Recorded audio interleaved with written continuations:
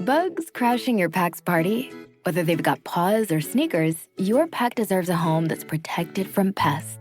That's where Wondercide comes in. Plant-powered protection made with steam-distilled natural essential oils that actually work. It kills and repels fleas, ticks, mosquitoes, and ants without questionable ingredients or overpowering smells. Safe to use around kids and pets when used as directed, lab-proven to work fast, and proudly made in the USA. We offer sprays for pets, people, homes, and yards. Plus, spot-on treatments, collars, and even shampoos. Whatever your pack needs, we've got it covered. Founded by a pet parent looking for a better way to protect her dog Luna, Wondercide's now protected over 21 million lives and counting.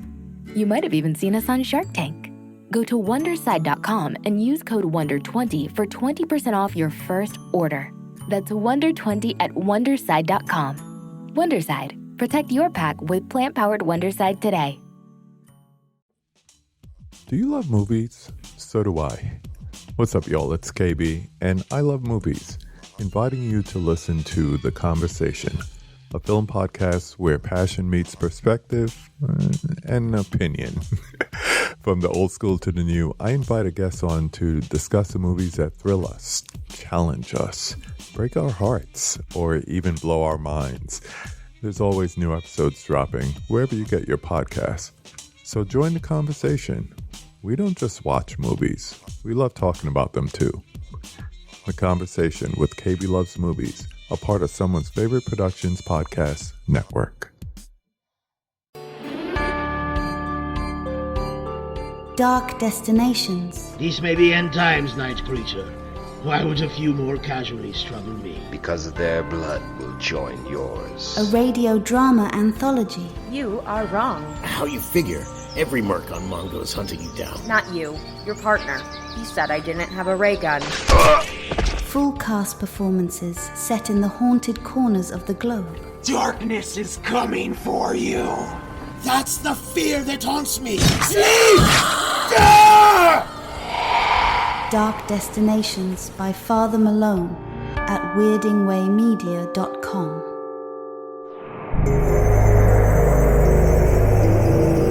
Weirding Way Media.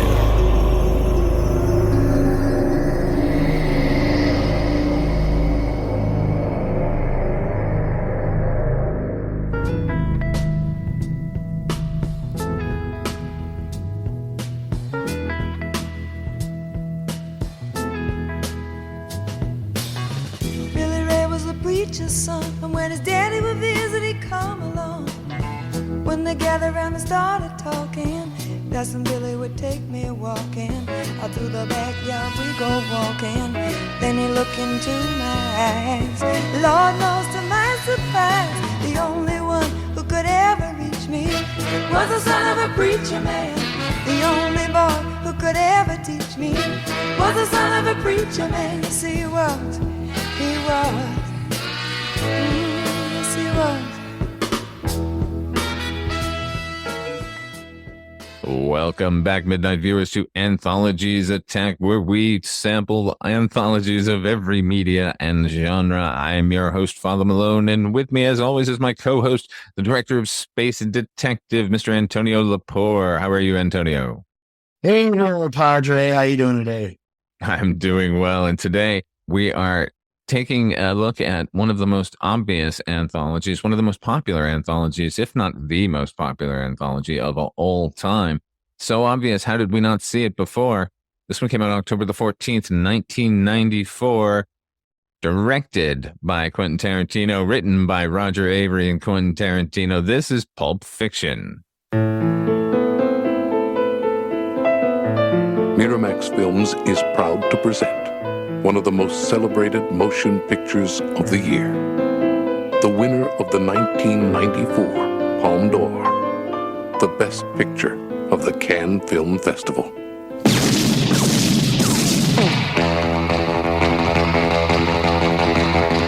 Come on, let's get in character. Why are you so interested in Big Man's wife? Well, he's going out of town in Florida, and he asked me if I'd take care of her while he's gone. Take care? No, man. Just show her a good time, make sure she don't get lonely. Girl, This is a moral test of oneself. I do believe Marcellus, my husband, your boss, told you to take me out and do whatever I wanted. Whether or not you can maintain loyalty. Night of the fight, you may feel a slight sting. Pride only hurts. It never helps. In the fifth, your ass goes down. I have to say, play with matches, you get burned. We should have shotguns for this kind of deal. We're in a lot of danger, aren't we? I'm prepared to scour the earth for that night. Oh, I'm sorry. Did I break your concentration? Get down, get down. You got a corpse in a car, minus a head in the garage. Take me to it.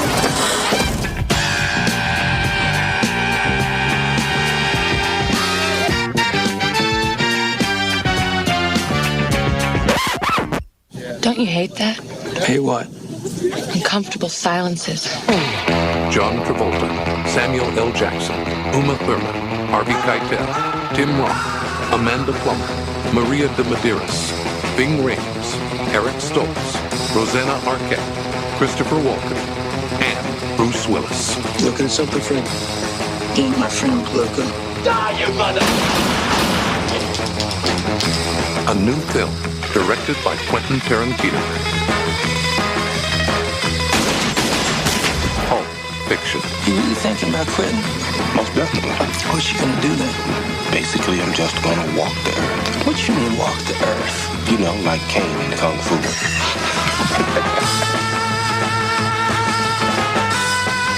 Miserlou for everybody. Surf music reigns. And no surfing in the movie. No, not at all. Though, which is kind of the genius part of it. Antonio, what is your history with Pulp Fiction?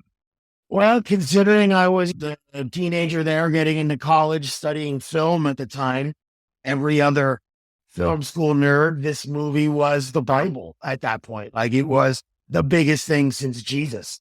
Like, every dorm room that I went to, every apartment somebody had, my very own bedroom had that fucking poster on the wall. And I am holding right here the published screenplay of Pulp Fiction. Hooray! Which everybody had, which is obviously not the screenplay. It's just pretty much a transcription of the movie. But still, everybody had this thing. Pulp Fiction was huge, man. It was life. I saw it with my almost girlfriend at the time, Jocelyn, and usually a little intellectual, nerdy girl too. And we went, had pie and cigarettes and coffee afterwards, and talked for like 4 hours about the brilliance of this movie. Like, what it did. At the time, it was revolutionary that normal people saw this kind of movie. This kind of movie has existed before, non-linear and stuff like that. Like, it's been there. But this is the first time, like, suburbanites and city folk in the U.S. went on this thing that weren't from, like, Greenwich Village or something. I think it's the first time mainstream audiences got a whiff of, like, how interesting film can be and how avant-garde it can be, at least for the first time since the 70s. Would you say avant-garde was more palatable to them because this was somebody taking all the detritus that cinema and snobs had turned their noses up at, and he made that accessible, but shot through kind of an artistic lens? Yeah, absolutely, man. It's there's a thing, something I think I've always wanted to strive for with my work, and now that we're starting to make some stuff come out, and I've always wanted to strive for being able to bring highbrow to everybody. Like, hey, look, this is like this great stuff here that you're not kind of catching on to. Let's have a look at it. Let's take a look at, I don't know, maybe I'm sounding a little pretentious, but I like the idea of everybody being able to enjoy art, and stuff that may come across as pretentious, or Americans aren't going to get new wave French cinema, but or they're not going to get Fellini, but if Tarantino's kind of reinterpreting these kind of ideas that these old masters came up with, and putting a pop culture, filtering into a pop culture lens, I think it helps people like, oh, wow, I can understand complex things. Not everything has got to be straightforward. Even George Lucas kind of did that. As I'm wearing an X-Wing Fighter t-shirt with Star Wars, he kind of took stuff from Kurosawa and mythological studies by Joseph Campbell and worked it into the most pop culture, mass consumable thing ever. But people kind of understand the hero's journey now a little bit more. Could you explain it to them in terms of Luke Skywalker? Oh, I got it. I think your parallel to George Lucas is the most apt one of all time, because why George Lucas worked was because he and his ilk, the movie brat generation, Spielberg, De Palma, not so much Coppola, but the usual suspects, but Lucas in particular said, all the B movies, I like the B movies more. Let's make A movies out of those B movies. And that's what I used to say that when I was in school with my friends. I said, that's a great way to look at it. And I'll argue that Coppola, he took the B movie, the gangster movie was a B movie. Maybe a B plus movie because Warner Brothers had made a bazillion of them, but, and he made Godfather. But it's definitely the elevation of the B movie into the mainstream, making art out of what people consider trash. Even Dick Donner, when he made Superman, his whole point was, I want to make something it's like a John Ford movie, not George Reeves flying around on wires. I want you to believe this guy's flying. I don't want Superman to look foolish. I want him to look like an American icon. And you see all the Kansas stuff in that movie, a John Ford movie. I think we can both agree that after 1994, the cinema landscape was sort of irrevocably changed by Pulp Fiction. Oh, absolutely. For good and bad, because for all the positive it influenced, we got movies like Trainspotting out, which I think is the other great masterpiece of the mid-90s there.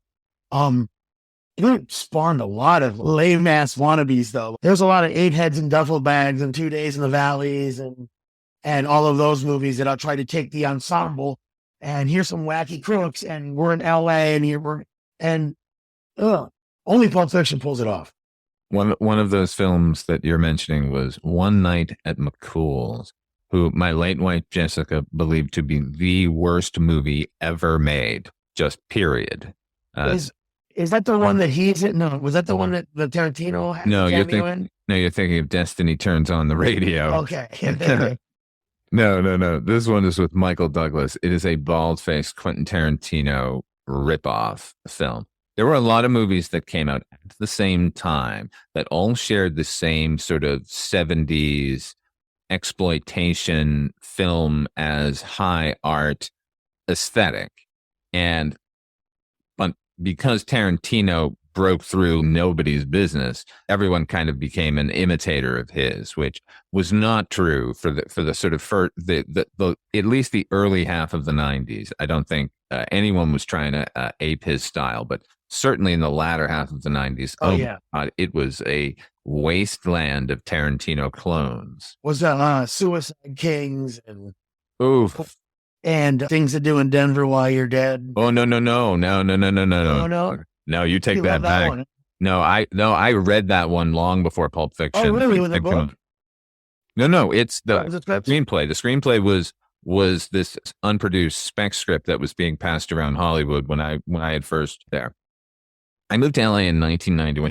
Here's my experience with Pulp Fiction. I moved to Los Angeles when I was in 1991, and I got a job at a movie theater in Santa Monica. It was a 2-screen house, an art house cinema calendar at first, and then we started showing new releases because independent films sort of started getting real big. And one of the first movies I showed as a projectionist was Reservoir Dogs. So I've seen that movie 7 million times. If it was on the screen, I was watching. I played the soundtrack in between. Like, I read the screenplay. And at this point, I had enough friends in the industry. Yeah, I had enough friends in the industry that I was getting screenplays that the screenplays that you heard were being passed around. So one of them I got was Things to Do in Denver When You're Dead, which I maintain could never be made into the movie that the script promises, because the script was so fucking good. Oh, yeah? Yeah. Because I always thought the movie was kind of like... Up and down. Up and down, yeah. And the problem there is the direction, because that cast is really fucking good, and the writing comes through in a lot of ways, but there's just something off about the film. Yeah, you can't beat the I Am Godzilla, You Are Japan. No, man. Treat Williams, the best performance. Critical Bill. Yeah. Critical Bill, that's right. Everybody had the names. Gentleman. What was his name, Gentleman? Jimmy the Saint. Jimmy the Saint, that's right. So one of the scripts I was able to read was Pulp Fiction. I got it about a year before the movie came out. Oh, no kidding. Yeah. Wow. So I was primed for the movie. And, another one I got to read before it was made was Natural Born Killers. And I have a whole story about that we can talk about on another podcast. But so basically, if Tarantino had a script out there, I was able to get my grubby hands on them, including True Romance, which this was still pre-True Romance. On the last day we were showing Reservoir Dogs, Tarantino and Allison Anders came to watch it. And I came downstairs because during the run of the film, every one of the Reservoir Dogs had stopped by to watch the movie. And they all had signed the Reservoir Dogs poster. So I brought it down for Tarantino to sign, and he did, and then was standing with me alone in the lobby for a while and thanked me for all the TLC on keeping the print looking as good as it did. And then we talked about that for a little while. And then I told him that I had read Natural Born Killers, and he was sort of taken aback. Wow, you had huh? Like, how did you read that? But then immediately went into, what do you think? and it was his script. So it wasn't what we ended up getting, the sort of bastardized version. I liked his script a lot. If it had been made as like a $2 million independent movie, it would have been fucking awesome, and not that bloated sort of student film that we got. A student film is pretty good. So I liked that Pulp Fiction script a lot. I liked his movie a lot. And then I saw the movie, and I was not as knocked out by the movie as everybody else. I like the script a lot more. And my problem with it was, and I think my problem with most popular media is, I have a problem with the fan base less than the art itself. Sure, I can understand that.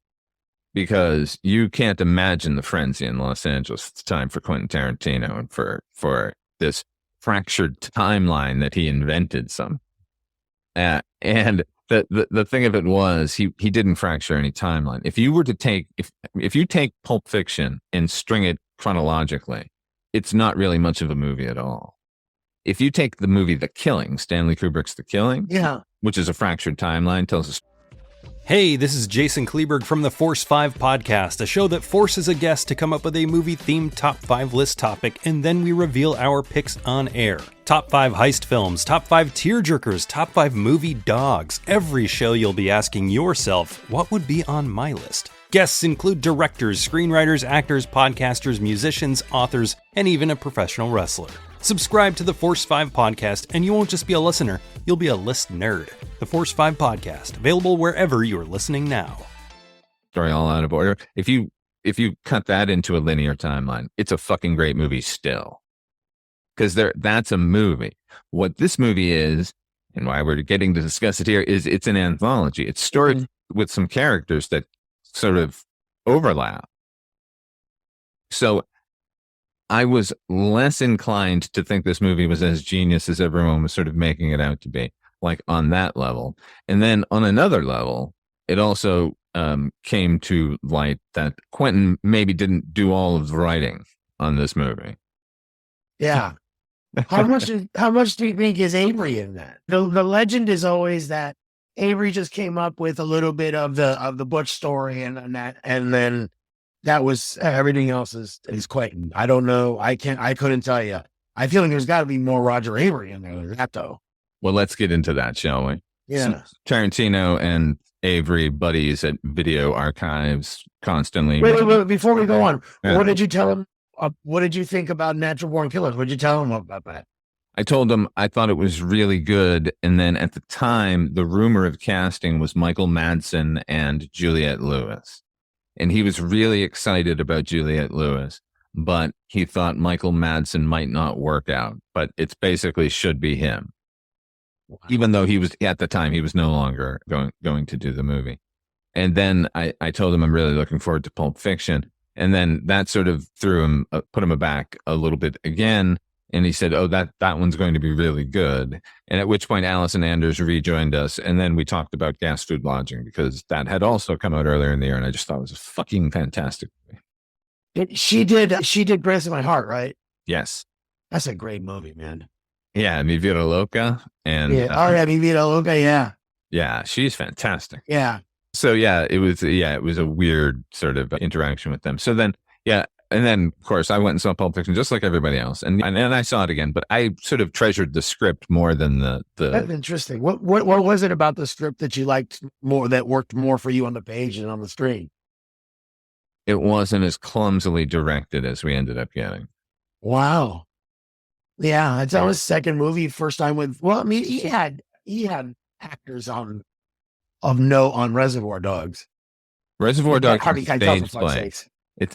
Reservoir Dogs is a stage play. It's really it is. It's easy to shoot that movie. Yeah. And the artistic flourish of moving the camera away from Mr. Blonde as he's taking the ear off was about as artistic as that movie got. Yeah. Keep going new wave wild here in Pulp Fiction, which is great. It's great to bring a sort of European sensibility to American audiences, especially. Yeah, so I mean, I'm like 18, 19 years old when that came out. So for me, it was like, I had never seen anything like it. I hadn't gotten exposed to anything European, really. And I consider myself pretty good at the video store at that point, but everything was, the movie brats or Orson Welles movies or something like that. I hadn't gotten into any European guys. And even to this day, I like Fellini, though. I do Fellini because 8.5 is just, 8.5 is one of the coolest things ever made. And of course, heavily referenced in this movie. Heavily. So, Avery, Tarantino writing screenplays together, rewriting each other's screenplays. Now, they both had the same video. Did they both work there? Okay. Both working at Video Archives, right?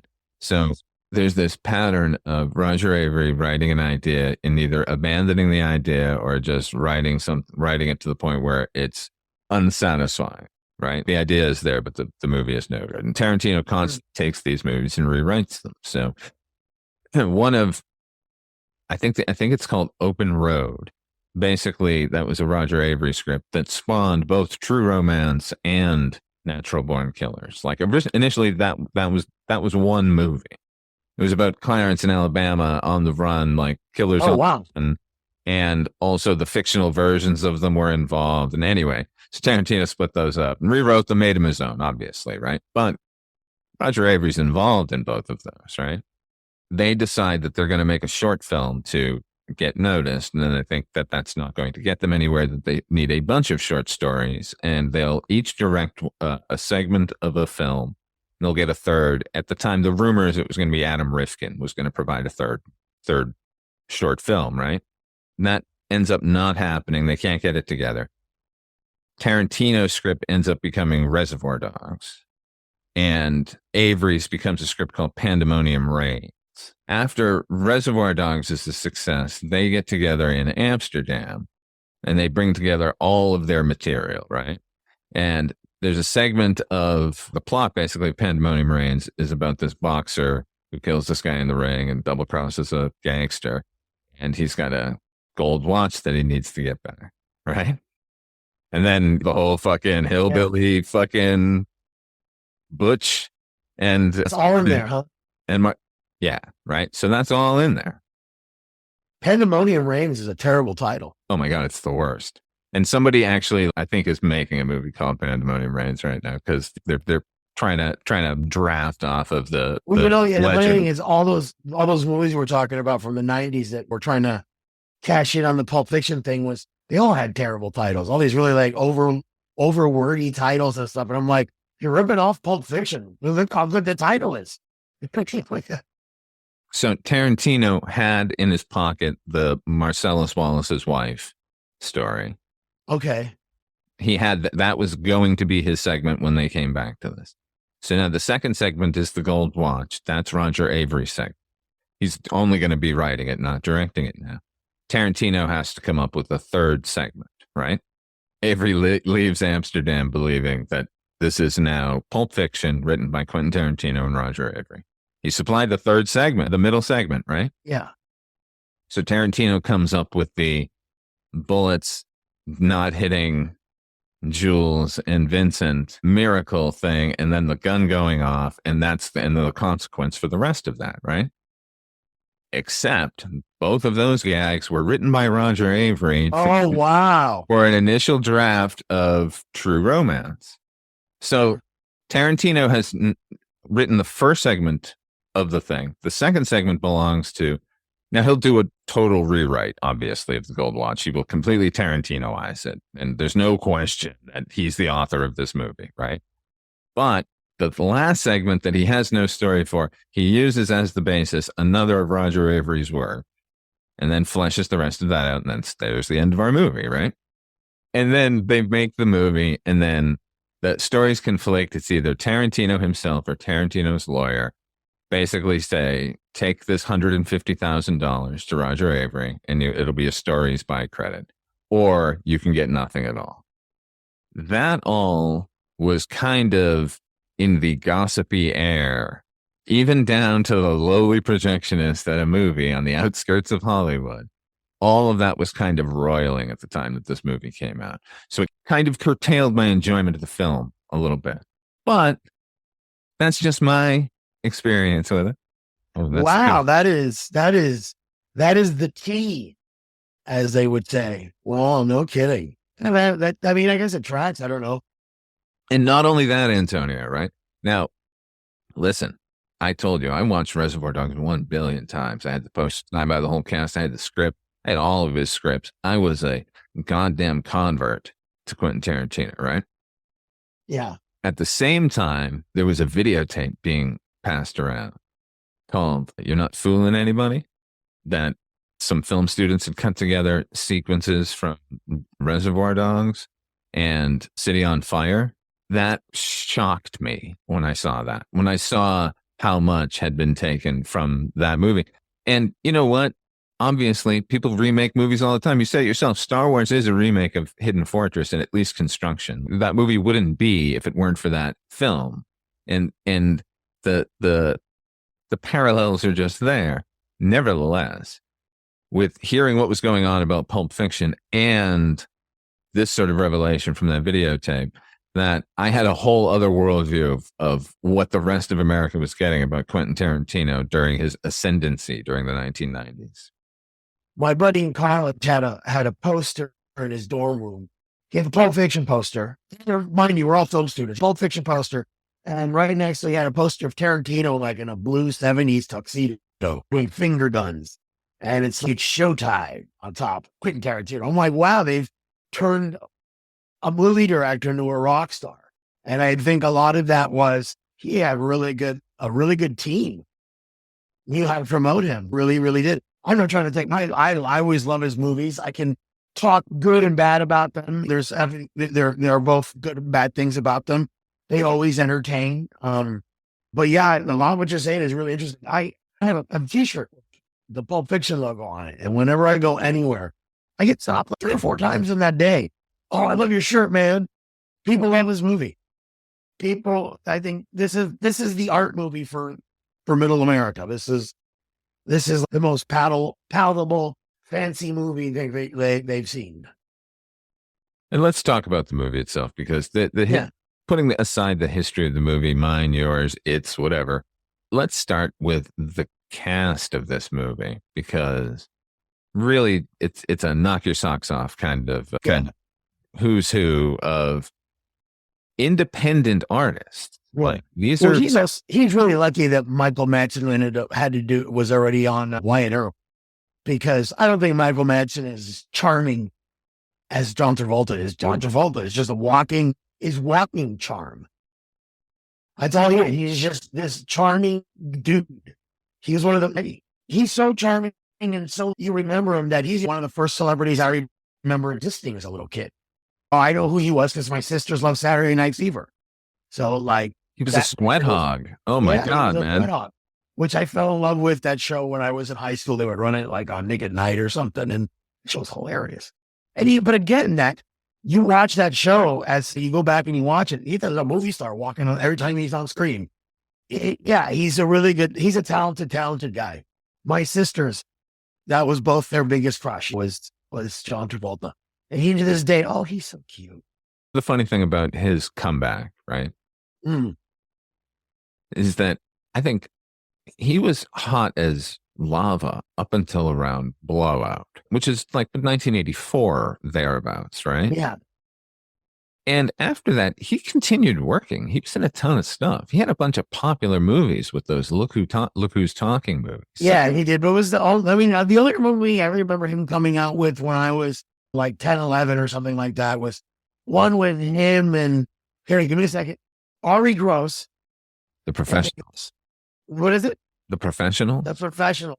And they get conscripted by the KGB to like hip up Russia's fake American spy town that they had set up somewhere. So they were training all these Russians to be Americans, and they brought in John Travolta and his pal with the mullet to make the place cool. Like the poor man's Bill Maher, that guy. It's weird because I remember seeing the poster for that, like hanging in the logo. Oh yeah, it was like a little dance movie. Yeah, that thing. Yeah. But my point is, from 84 to 94, that's 10 years, and he kept working that whole time. Yeah. But it seemed like there was this cultural shift where collectively we blamed John Travolta for the lameness of the 1970s. Like him and the Bee Gees both suffered. Yeah, all the kitschy cheesiness of the 70s. And we love it. Look, I love every aspect of the 1970s. I mean, not all of it. I don't love racism, but the funny thing is I think always found, and I've heard this somewhere, I think in a documentary or something, but a lot of the backlash on disco was rooted in homophobia and racism, because there was a lot of gay people, a lot of black dudes a lot of black folks making disco music. All they did is just change the name to house music. It's not like they went away, but a lot of that they got blamed for. And yeah, John Travolta was literally the poster boy, the white suit, pointy dance. And that's literally like the smallest point of that, because there's good music.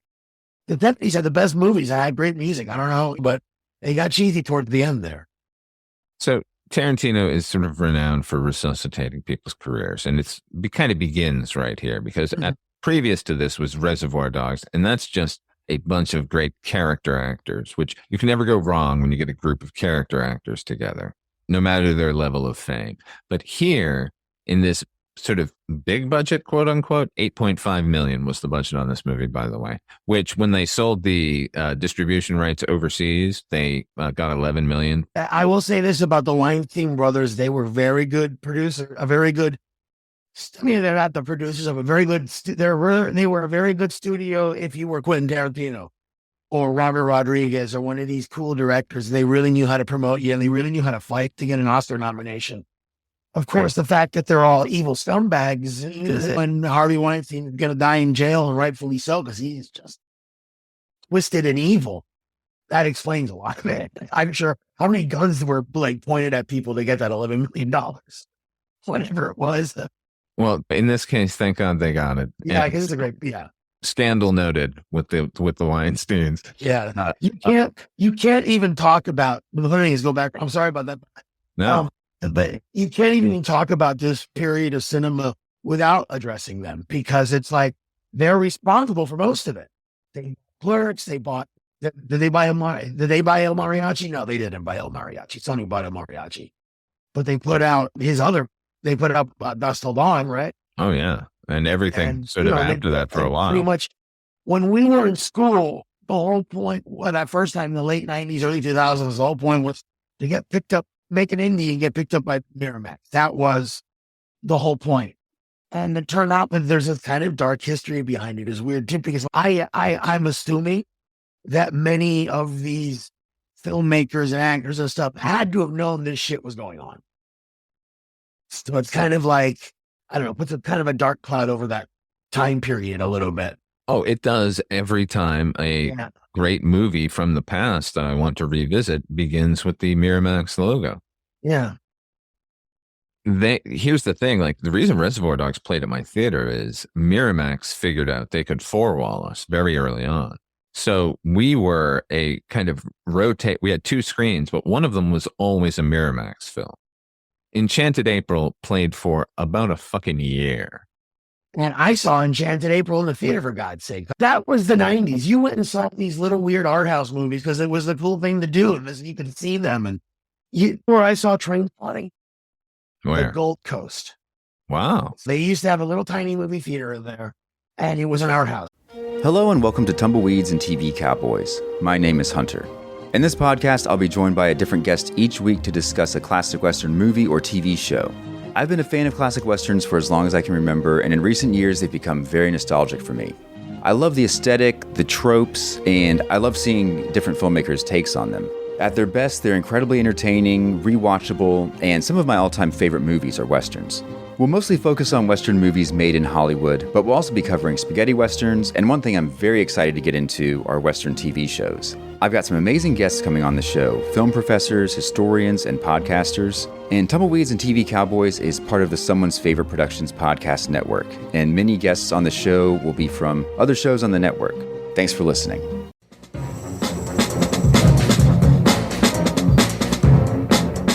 Hello, this is Aaron West. I am the author of the A24 New Wave. In this book, I look at A24's output and I make the argument that we are in a new wave movement right now. A24 plays a major role. This book has a supplemental podcast where each episode is a brief conversation about an A24 related topic, whether an actor, director, or even a genre. As I continue research for the book and conduct interviews, I expect to record podcast episodes with people involved with the company. You can find the podcast at cinejourneys.com or wherever you find podcasts, and we are proud to be members of the Someone's Favorite Productions podcast network. And we played all these weird movies. I saw Pulp Fiction like on a Friday midnight show. It was a cool little movie theater, and they all disappeared, but yeah, I felt very privileged as a projectionist in LA at the time because I worked at the New Wilshire Theater, which was the sister theater of the New Art Theater, which is the sort of more of renowned calendar houses in Los Angeles. It's a one-screen house, and I worked over there as well. I also worked at the Samuel Goldwyn Pavilion Cinema, which is the sort of prestigious art house, but in a mall. The same mall, if you ever see the Tom Petty video for Free Falling, where he's just riding up and down an escalator pipe. That's the mall. Nice. But yeah, worked in there and also worked at the New Bev back when Sherman was the owner. But I did feel very privileged because at the time, I was not only at my theater getting a glut of fantastic independent and European films, but every theater was cool with, is it okay if I come watch a movie? Like, hey, I'm the projectionist at the New Wilshire. Can I come watch a movie? Yeah. And it was never a problem. The state of movie theaters when it finally went digital and I stopped being a projectionist was such that they were limiting passes for employees. Like the whole reason you would work in a movie theater was the free movies. Yeah. We had a film school buddy. He was a projectionist at one of the theaters, and we went to every Friday morning, or whenever he was working, hey, we're here. Yeah, come on in, dude. Or we would watch stuff early. He would get the print a week early or whatever it is, or a few days early, and we'd go watch it when he was checking it. We saw a lot of movies like that. Yeah, so I got to see every independent film you can think of the early 1990s and into the 90s. I was privy to. And Tarantino was fucking huge. And the point I was getting at earlier, and I obviously the stamp of Miramax, it sucks. But the resuscitation of career aspect of Tarantino's filmography begins here, and begins rightfully so with Travolta. And it's like now, in retrospect, was not that hard. Just give the man a role in a serious movie and let him do his thing, because it was never a question that Travolta was talented. It's just that he got painted with such a heavy cultural brush that everyone just sort of forgot somehow. But thank God Tarantino did not.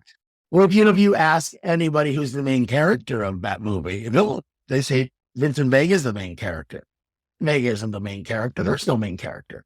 But his presence is such that, of course, the most memorable character is Jules, but still, you still don't know, okay, he's the leading man here. Yeah, the other big casting coup for the movie, the reason they got the $11 million, I don't think there were any guns drawn, was Bruce Willis, a huge movie star, and so being the lead in this movie. He was the one of the big three. Or him and Schwarzenegger, they were like, and Stallone had the restaurant. I was just going to say, they were opening a Planet Hollywood somewhere. One of the triumvirate was going to be there. And to have such Hollywood royalty, beyond royalty, smack dab in the center of this movie. Because really, this movie is about Butch. Yeah. And this is his best performance.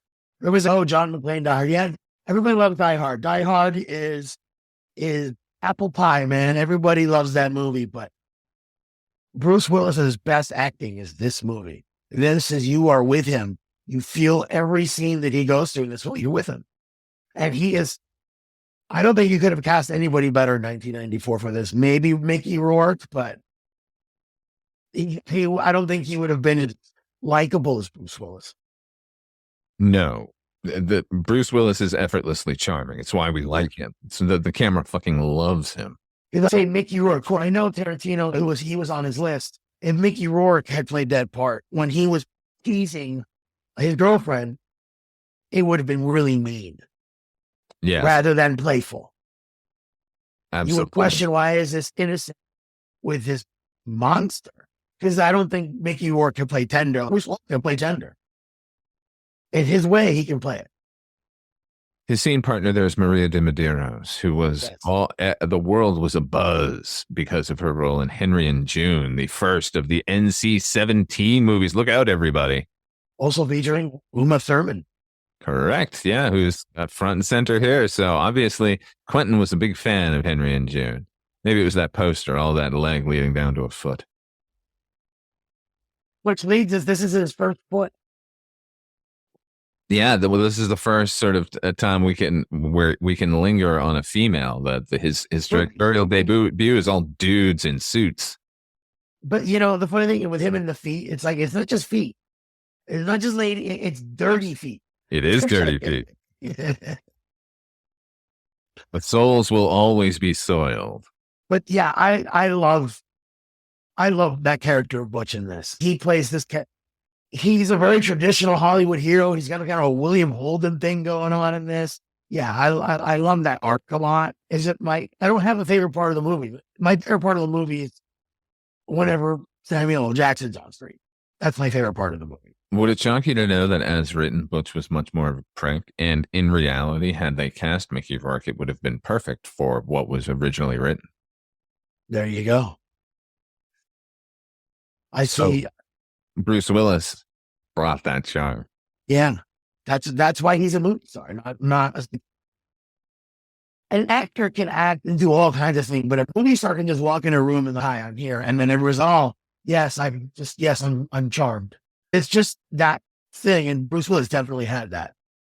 And Maria de Medeiros has a stop motion puppet of Tim Burton's design quality to her. Yeah, she does with those big eyes. How is she not his latest muse? I don't know. How did she not make it in there? I guess that was during the Lisa Marie years. It was, yeah. Well, you can't. You can't beat Lisa Marie. Who would do such a thing? What was he thinking? I mean, look, if it's going to be anybody, I guess Helena Bonham Carter is fucking phenomenally talented. Yeah, don't. I should not be discussing Tim Burton's love life on a podcast. None of my goddamn business. It's just that in the land of muses, Tim Burton is the king.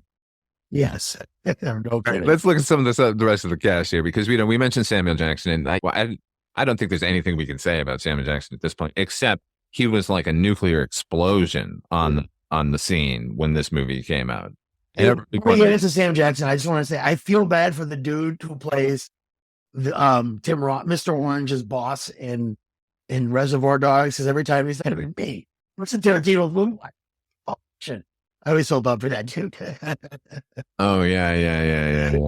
That's very right. Yeah, right, and I think Sam Jackson had auditioned for Reservoir Dogs. No kidding. Yeah, I don't know how that didn't happen, but for me, the megaton explosion in this movie was the performance of Mr. Ving Rhames as Marcellus Wallace. I've never seen anything like that man, and he is the center of gravity of the entire Tarantino verse, as far as I'm concerned. Rewatching it definitely confirmed that. What a fucking great villain, and what a great hero simultaneously.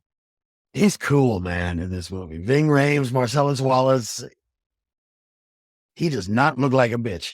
Let's say that he is a badass character. It's just, he's the kingpin. He's the Godfather. He's all these kind of cool things, like, but through that 70s blaxploitation ways almost.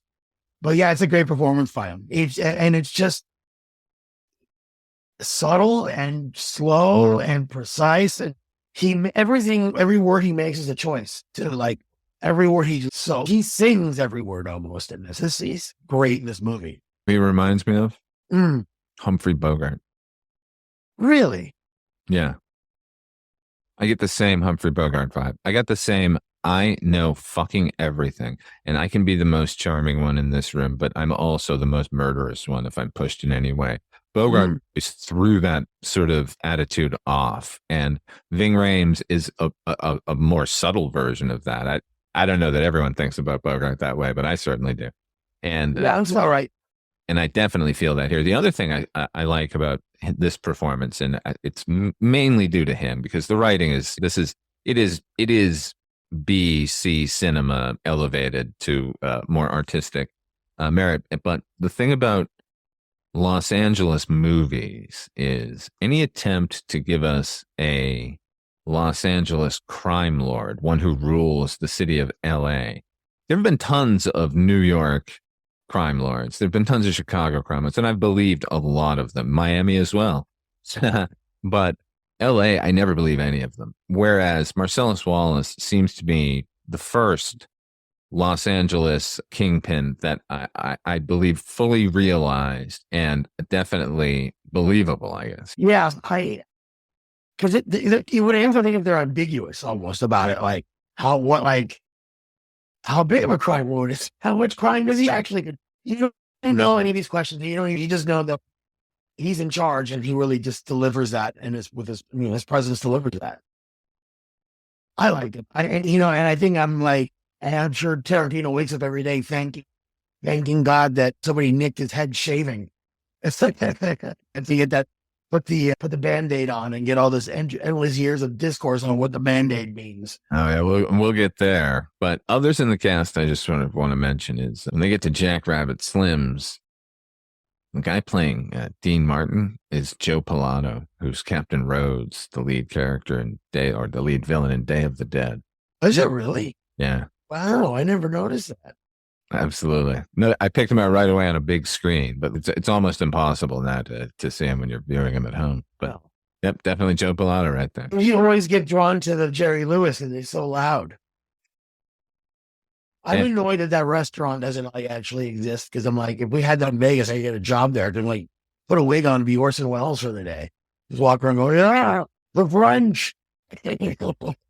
In LA at the time, there was a chain of restaurants called Cafe 50s. And I know this helped inspire Jackrabbit Slims. It wasn't as elaborate as this. Yeah. It was basically a diner, and they dressed in 50s attire, and the jukeboxes only played 50s music, and it was burgers and fries and whatever. And it was whatever. It was fine. Obviously, this was Tarantino's spun out version of the most excessive, immersive experience you could have of all this 1950s neon nightmare.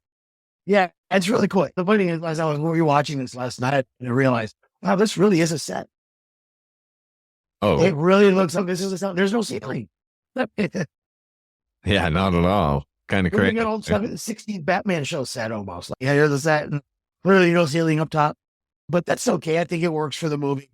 I want to get back to Samuel Jackson, though, because we went off on a tangent about the other cop guy. Samuel L. Jackson is the king. I think he's the best movie star of the last 50 years. Like, every one of his movies, doesn't matter what he's in, when he's on screen, you're like, hey, Sam Jackson, all right, hooray. And he's 46, 47 years old making this movie. He's breaking out as a grown-up. Right. We don't have young. Sam Jackson's always been middle-aged and old now. But he owns that screen so much. And it's weird it bugs me out that he didn't win an Oscar that year, but he lost to Martin Landau playing Bela Lugosi, and that performance is sublime. So I would see the very difficult. One got the Oscar, the other got Immortality, I guess. But he's, I think, the most bankable movie star, too. He has more $100 million movies than anybody or something. He's in 3 Star Wars movies, he's in 10 Marvel movies, like Jurassic Park. Yeah. Sam Jackson, man. He's just a delight. And every story I've heard about him is that he's cool.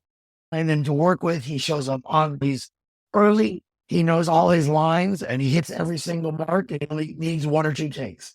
Like the dream. You wonder why people keep hiring him. I just love this guy. And that speech, I know it's cliche, but man, when he gives that speech, even today, the great vengeance and furious anger, the way his nostrils flared, his eyes just seemed to dilate out of nowhere. Oh, just, that's like Pulp Fiction, whatever, that performance, they're going to be playing that performance, Oscar clips or examples of fine movie acting, whatever, or retrospectives, 100 years. Like, it's one of the most iconic movie performances ever. I can go on about it, but I just love Sam Beck in this movie. Even with that, like Jerry Curl, he looks ridiculous with that Jerry. Yeah, it seems no one but him could make the Jerry Curl cool, right? Have you heard the story of his audition? No. His audition was he came in with a cheeseburger and he ate the cheeseburger, finished the cheeseburger and left. And he just stared menacingly at them while he was eating it. And then, like, oh, yeah, he's got it. And that scene, she's frightening in that scene. It's just such a alpha dog kind of like leader of the pack thing. He's, I'm here and I'm manhandling you now. I'm going to eat your food. I'm going to drink your drink. Oh, yeah, it's great. That we'll break down which of the stories we like best sort of eventually. I just want to kind of wrap up the cast here because the other sort of standouts for me are at the beginning of the movie, which is Tim Roth and Amanda Plummer as Pumpkin and Honey Bunny.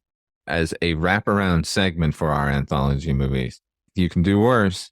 And at the time, Tim Roth was basically nobody except off of Reservoir Dogs. But I'd already seen Rosencrantz and Guildenstern Are Dead at that point because I was already obsessed with Gary Oldman thanks to Sid and Nancy. So, and my God, The Cook, the Thief, His Wife, and Her Lover. Like no one was more excited than me that Tim Roth was getting play here in America.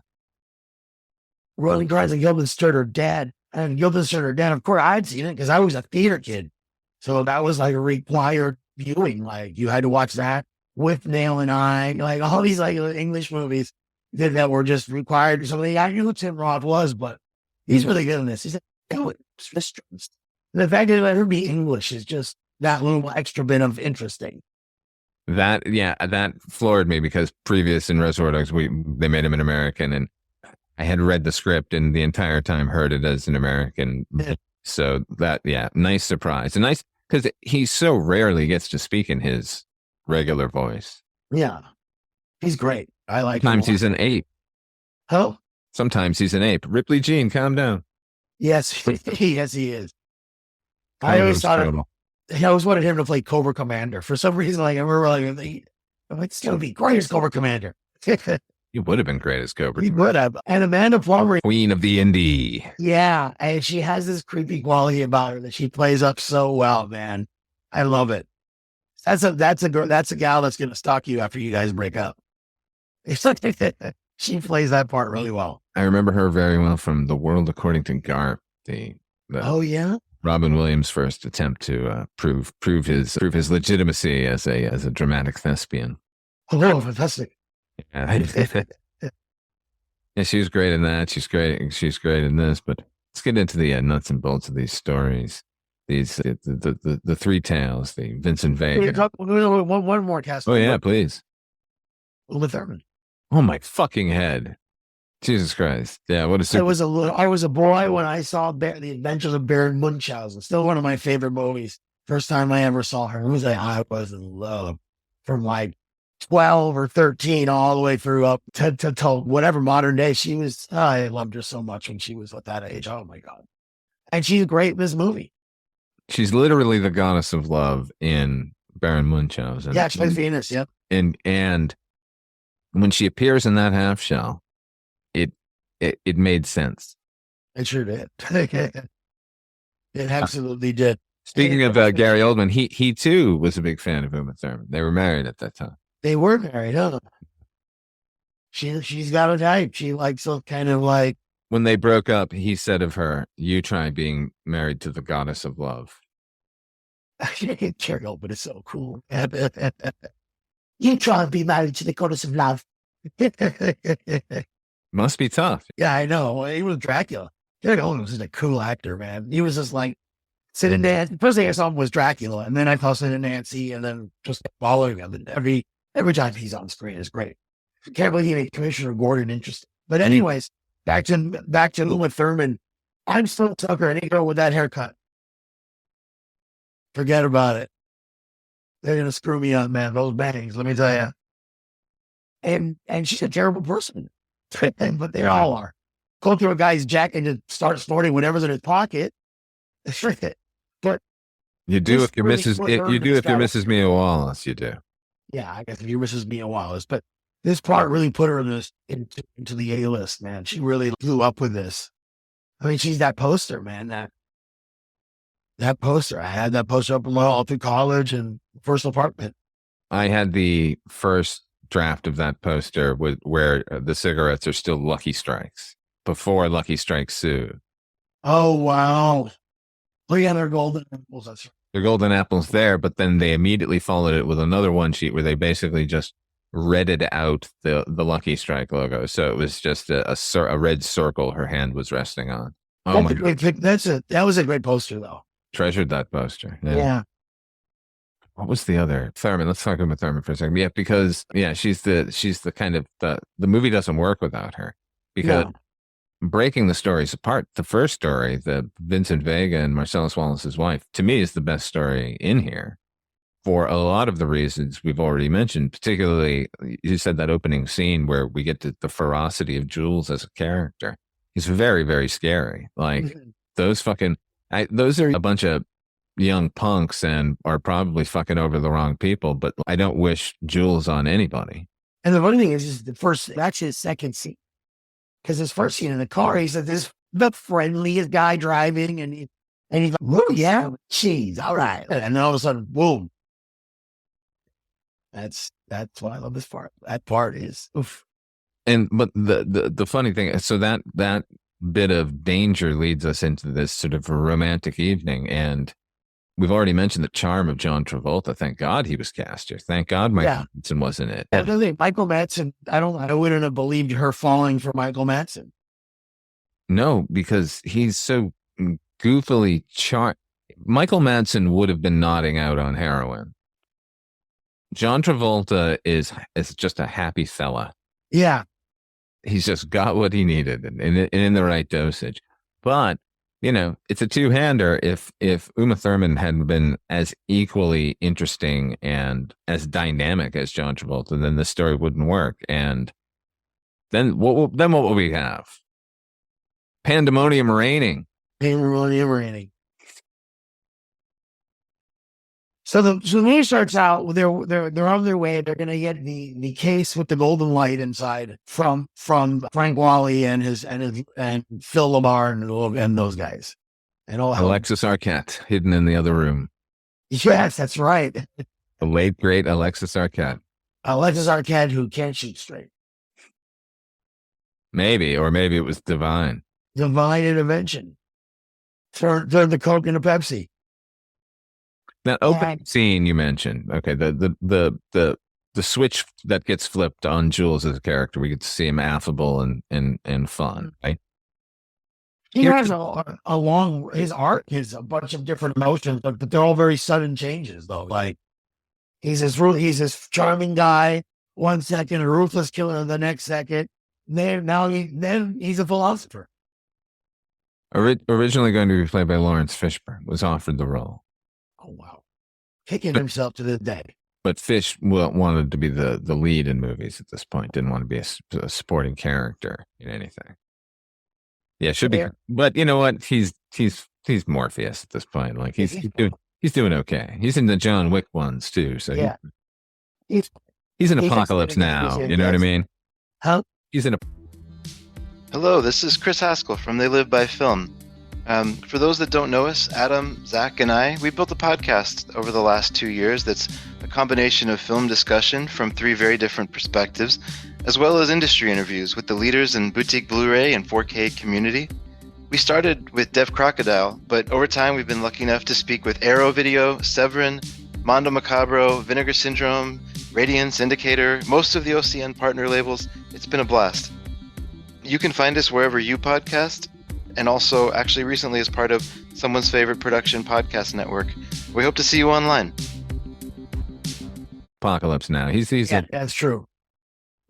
He's a deep cover. I love that movie. Cool movie. So they get the case back, and then they go off on their merry way. And they go, and now we move into is the Butch story next? No. Now that's the date is the next. The date, yeah. The meat of the story. Yeah. Which is really charming. In the script, initially, when Vincent gets to her place, she has this quiz, this pop cultural. Yeah, I've seen the scene. Yeah. Oof, yeah. Thank goodness it's not there. It's the most like cliche 90s thing imaginable. She's walking around with the video camera interviewing him. She's like, are you an Elvis man or a Beatles man? Do you like this or do you like that? Boxers or briefs? I'm like, oh, how sex lies in videotape. Yeah. What's great is now that it's missing, when they reference it later, it just sounds like they know something about each other that we're not privy to. Yeah, exactly. Fills in the mystery. Just like, well, it is just a light bulb in a briefcase, but what could possibly be in there? The theories were always like, oh, it's Marcellus Wallace's soul because he's got the Band-Aid over the back of his head. Or what's the and the combination is 666 on the yeah. Oh, it is 666. Yeah. Yeah, I always thought it was a ripoff of Kiss Me Deadly. Robert Aldrich's Kiss Me Deadly. It has a glowing briefcase that you're not sure what is in it, but it's most likely it's radioactive material. It's used as a metaphor for the horrors of nuclear warfare. Of course. But it's an interesting plot device, the suitcase, like it's the unanswered MacGuffin, and like it works in this movie. It generally doesn't work. I know that J.J. Abrams, I think, did it, and his Mission Impossible movie, there was a MacGuffin the whole movie, and you don't even know what it is. It's like, oh. Well, here's the thing: it's a MacGuffin that needn't be a MacGuffin at all because it only shows up in this story basically, and then we see them hand the case off. It's not like we keep. Nothing is done with it. Yeah, no, we're done with it. It's as significant as the old Clutch Cargo cartoons because they feature that in this movie too, a little longer than they feature that briefcase. Wow, where's the theory on that? The Clutch Cargo maybe is the devil, and I cares. Yeah, and people go into all these theories, and I'm just like, I have probably written numerous screenplays. Directed one or two. I can say this: some guy high or drunk writing it, and that's pretty much the explanation of all of it. I think Tarantino be cool. I think he purposefully obfuscates things in order to get people to talk. I think he likes that. He's never really told us what a reservoir dog is, but nevertheless, like it's provided. Right, he's no bastards with an E. Right. Like, these are just little idiosyncrasies he throws in that make people go, I wonder what that means. And they all do. So God bless him. Yeah, good for him. He's good at that. Because I don't give a shit about that briefcase. Oh, once it's out, it's gone. I don't care. Yeah, I'm more interested in what else is going on in that scene, and then more interested in the entire date afterwards. I said that Travolta is effortlessly charming, and my God, he really is in this scene. Not only when he arrives, 1,000 memes were launched with the green screen of him sort of stumbling around like he doesn't know what he's doing. Yeah, that's great. It is a goofy stoner charm at work here that continues into the conversation. When he's describing to her, or he wants to ask her about what Marcellus Wallace did to Tony Rocky Horror in regards to her, the amusement on his face, that Travolta is so fucking good in this movie, man. Nobody else could have played this part. I like that scene a lot too because their chemistry is wonderful. But you guys just sitting around like in a sewing circle and just gossiping, and it's like how she is literally the more mature character at this point. And this movie is probably the most, with the exception of her drug use, she's very mature. But when they get to Jackrabbit Slim, she turns into a teenager. She doesn't get out there very often. Yeah. She was going there. Marcellus hates it there. Yeah, she wants one of his, she's turned on by his little cigarettes, but she asks him, like, like a teenage girl.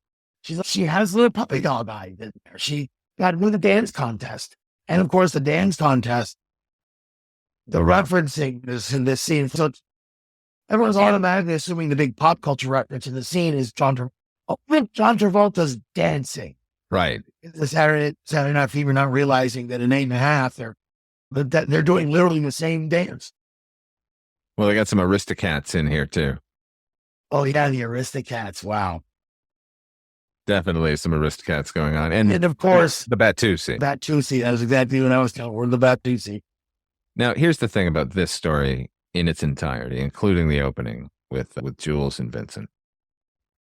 Here's where the curse of Quentin Tarantino comes in. And it's not a curse on him or anything he's doing. It's the curse on the rest of us.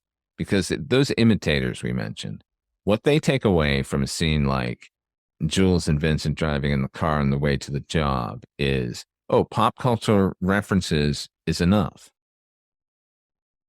The conversations, people began to relate to these criminals because they were having conversations that you and I might have. They're talking about things that you and I might talk about. And that was rare in a crime film. They're always just talking about the job or the past or their own past or what their future is going to be once they get through this job.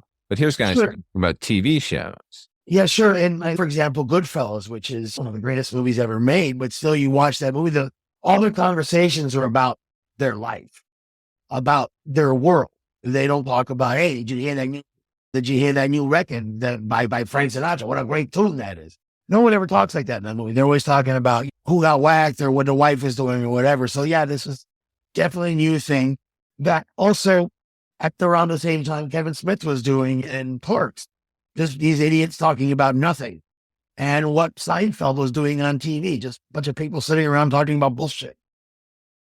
It's the paramount, the zenith, the apotheosis of pop culture, obsessed as generationally as we were and obsessed about the sort of same topics.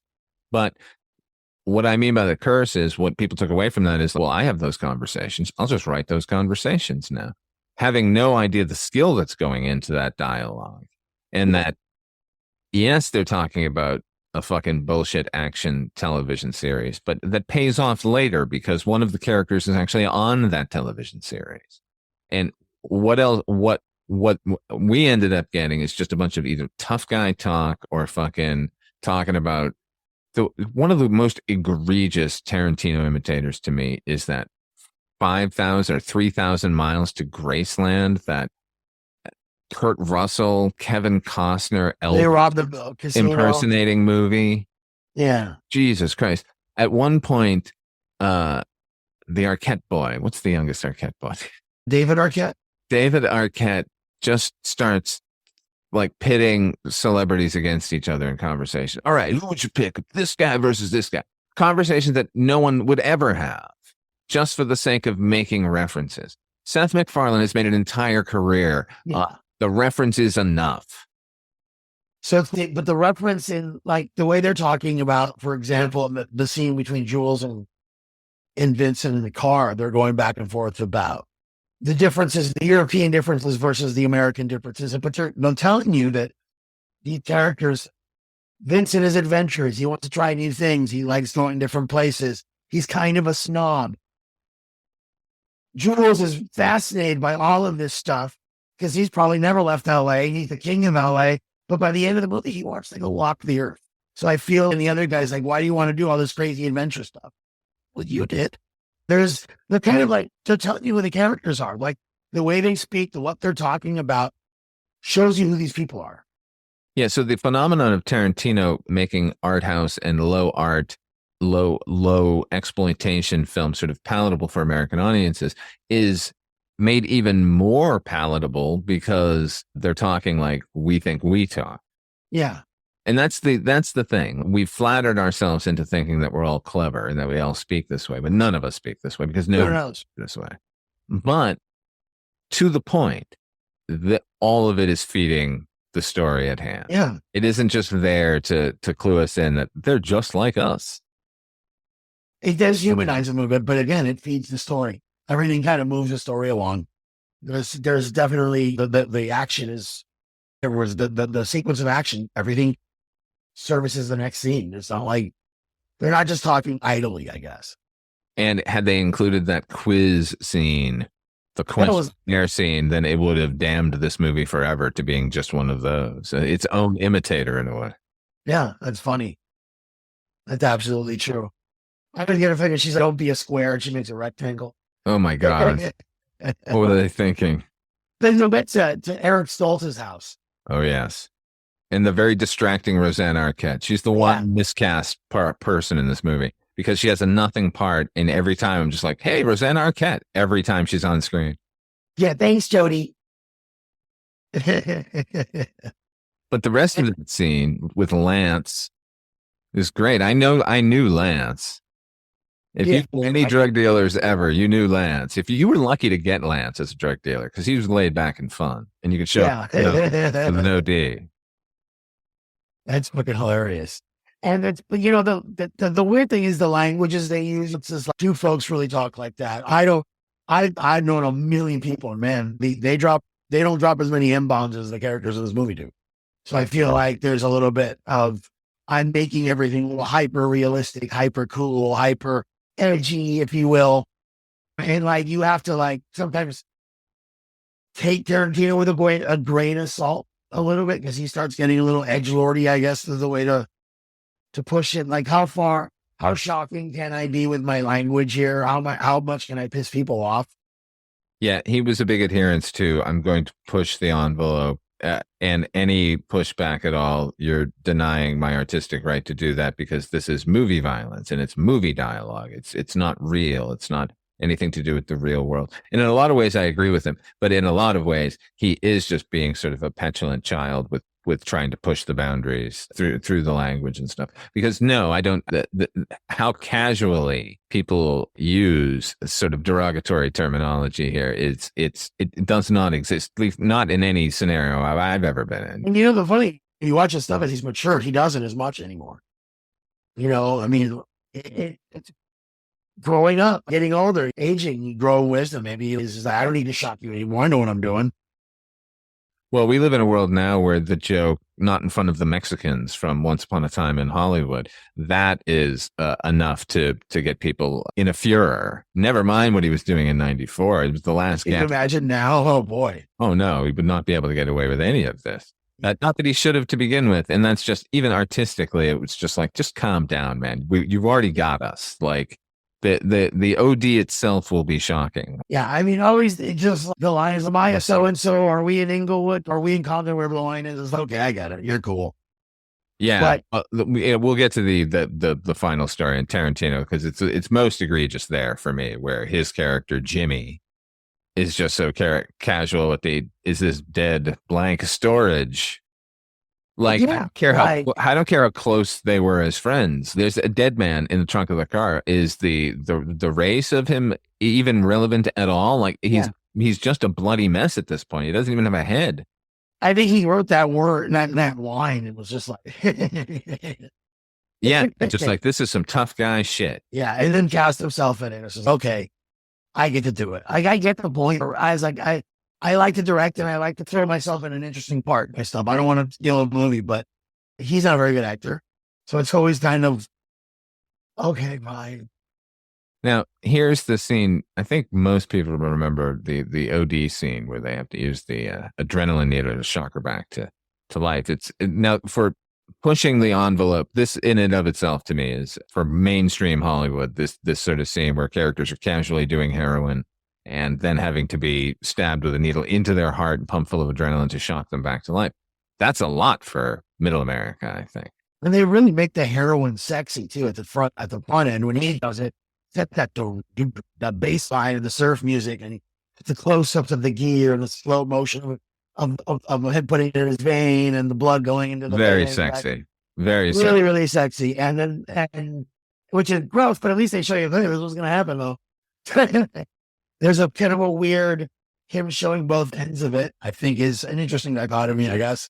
Well, you mentioned Train Spotting earlier, but there's a speech in that where it feels fucking fantastic. Of course it does, or else we wouldn't do it. So there is, look, like it or not, there is a romantic side to drug use. Sure. And the fact that, look, I always used to joke that John Travolta was a chunky junkie in this movie because heroin addicts tend not to have that sort of girth that he has. Not calling him fat or anything. I'm just saying craft services was good on Pulp Fiction. Because he was in Amsterdam for a while. For 3 years, that character, which we find through some of this brilliant dialogue without just mentioning fucking who's the boss or exactly. Yeah. For no good reason. Eric Stoltz is really good. I feel like I'm watching Eric Stoltz. I'm like, wow, he's dressed just like the dude in the Big Lebowski. Like was he an LA official stoner slacker outfit? Oh my God, yeah. I saw plenty of them. Like I said, I knew Lance. Yeah, I knew a couple different Lances, honestly. And the other gal in there, she was Ronna Gallagher from she's in the Phantom Menace. Yeah, well, she's in the blown up in the first scene. Yeah, those are the 3 things I know her from. Yeah. So fucking Irish, it hurt. He was the golden. Here's the thing.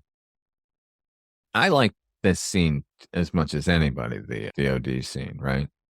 But of course, the plagiarism of Quentin Tarantino kind of, it's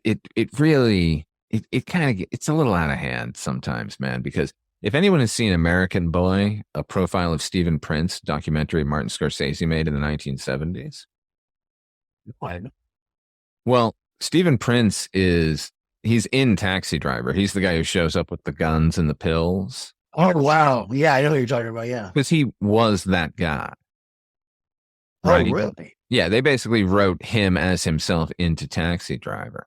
And in this documentary, he's sitting around and saying, because he sells heroin to people and he has to be ready, and how he has a medical book and a big fat magic marker because you're going to need a fat tip. So you're not going to miss because you got a needle and it's this big, and tells a story about how he had to do exactly what we see in this movie. Kind of a drag, right? Yeah, it's kind of a drag. That what a brilliant writer he's not. He just found himself out. Let's move on because we're not gonna see an end to this sort of thing, and we're stumbling right into the greatest bit of wait, who wrote what? Well, who's taking credit for what here? We're talking about the Gold Watch. This is the story of Butch Coolidge, who's basically now going to be a washed up boxer who has agreed to throw a fight for Marcellus Wallace, and instead makes bets on himself. And basically kills the guy in the ring and then goes on the lam. And then they're reunited in the most terrible of ways. Yeah, in the most terrible of ways. I think there's a reason this is the centerpiece of the movie, because this is the real story going on here, right? Sort of peripheral. That everybody goes back. Every story links to this one. Including that opening. Not the diner scene necessarily, but we certainly meet Butch early at Marcellus Wallace's bar. Oh yeah, what are you doing, Palooka? Yeah, it's weird how they just instantly want to kill each other. Like it's good, and then it pays off. Like that. Yeah, I liked how aggressive they were to each other, and how silently that plays out in the end. But I like this story quite a bit. I think we spend a little too much time with Maria de Medeiros because that dialogue is not spectacular. That feels like the writing of a young man trying to understand women and their foibles and their delicate. Have you ever wanted to dive deeper into the horror movies you love? Beyond the Blood is a horror podcast for fans who want more than just surface level screams. We do deep dives into the movies that shaped us, digging into director commentaries, behind-the-scenes stories, deleted scenes, and the special features that most people skip. Each episode is a love letter to the genre. We break down how these films were made, the creative risks that paid off or didn't, and the lasting impact they've had on the genre as a whole. From 70s slashers to modern nightmares, we celebrate the craft, chaos, and characters that keep us coming back. If you're the kind of fan who rewatches movies with the commentary on, or you simply grew up in the video store horror aisle, the Beyond the Blood podcast was made for you. New episodes every single week. Subscribe, and let's dig deep. Welcome to the Beyond the Blood podcast. Yeah. I want to pot belly. It sounds like Tarantino was on the European circuit with Reservoir Dogs, and some French girl said that to him, and he thought, ooh, that's interesting. Yeah, right. Because I've known a lot of women in my time, and I've never heard them talk like that. And she's not very bright either. I feel like she's very trusting of Butch. Yeah, very childlike. But then Butch, like Marv in Sin City, he'll do right by his girl. Yeah. She's never in any danger as long as he's around at that moment. Right. But he does get mad at her. But I like the way he his performance in it. He's really rough on her, and then he goes on the line. I know I'm getting too angry. I'm sorry. It's an interesting way that he knows that he's getting really overwhelmed with anger right now, and he brings that back, and it really works. It's very real. When the characters are talking plot, they come alive here in this story. Like whatever Tarantino's rewrite of Roger Avary's work here, it seems best when it's focusing on the matter at hand. The superfluous stuff that we like about the initial story is unnecessary here. It has to be plot driven. These characters are under the gun, quite literally. The earlier stories were the gun people. So they go from here. He leaves her and he goes back to the apartment. Get some. Oh no, let's step back, because here's the big misstep for me in this entire movie is the cab ride. Oh yeah, with Esmeralda Villalobos. Right, who was a character from a short film that they had seen called Curdled, which then they helped get made into a feature. It's terrible. She's terrible. The scene is terrible. The fucking rear projection 1950s black and white footage is clumsy. They don't use it at all in the rest of the movie. They're on the other side of color. No, there's something to be said for the artifice of the rear projection, and De Palma is the king of that in all of his movies. But like as a comment on the artificiality of it here, this movie doesn't need that, and it doesn't need this scene. This scene adds nothing to. I wish it had cut from him at the fucking thing to him in the payphone, and then reuniting with Maria de Medeiros. Yeah, there isn't much going on there. Because, he gives you all the information on the phone call.